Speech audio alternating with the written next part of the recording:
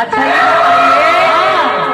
हम लोग से तो बाजा बजवा लिए पूछ लिए, लेकिन अभी तक आप नहीं बताए जो आप है कौन।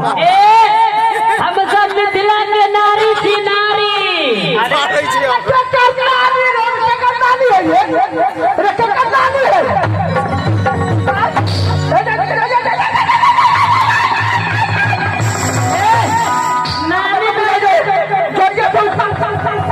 नानी ने नारी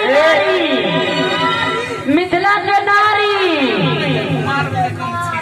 जनक बाबा के जो बेटिया के आज विवाह है, सब काम